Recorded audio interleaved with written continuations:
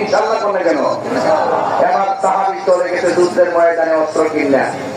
সাহাবারা ভাবতেছে উনি কোথায় গেল, আরেকজন সাহাবী খবর দিল, নবী গো সে তো যুদ্ধের ময়দানে চলে গেছে।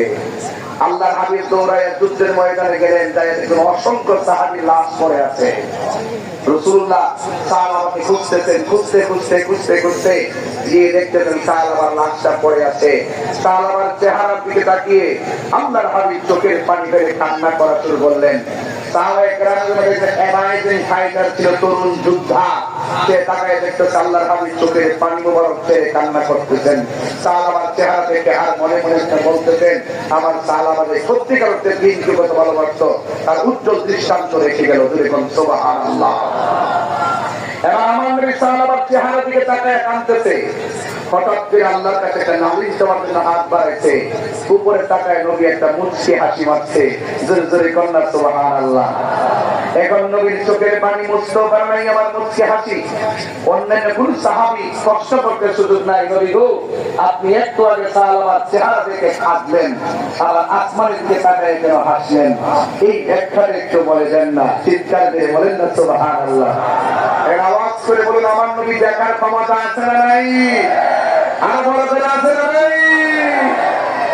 এখন আমার নবী ডাক দিয়ে কয়ে সাহাবীরা রে, আমি সাহাবাকে এত ভালোবাসি, সাহাবা আমাকে এত ভালোবাসে, এত ভালোবাসার মানুষগুলো এত ভালোবাসাবাসি, এই দুইজন এত একজন আরেকজনকে এত মায়া করলাম। আমার সাহাবাদের হকের জন্য আমি নবীর মহব্বতের জন্য জীবনটা দিয়ে দিয়েছে, আমি একটু কান্না করলাম। আল্লাহর কাছে নালিশ করতাম, আল্লাহ তারে তুমি হাসর মাঠে সুউচ্চ মুকাম দান করো। এই কথা বলতে যাইয়া আমি যখন আসমানের দিকে তাকাইলাম, আমি দেখলাম আমার আল্লাহ আমার সাহাবার জন্য 8টা জান্নাতের দরজা করে দিয়েছে। আরো বড় করে কোন সুবহানাল্লাহ। এবং হাসিকে যদি শুনে দাও, দরজা খুলে দেওয়ার পরে অনেক হুররা আমার সাহাবাকে নেওয়ার জন্য একটা দৌড় দিতে যাইয়া এক হুর আরেক হুরে টান্ড ধরছে। গায়ের মধ্যে 30 রঙের জামা, এক একটা জামা ব্যাগ ফিরে তাদের সৌন্দর্য দেখা যাবে। 30 রঙের জামা ব্যাগ ফিরে হুরের সৌন্দর্য দেখা যাবে। একটা হুর আর একটা হুরকে জামায়া ধরতেছে, ধরে যে কাপড় তো টানতেছিনি।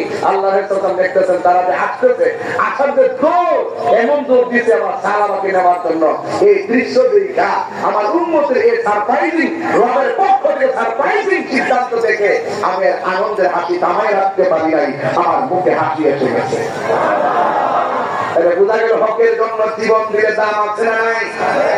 আর জোরে বলা আছে না নাই? আর আল্লাহ আমাদের সকলকে কবুল করুক, আমিন। শেষ।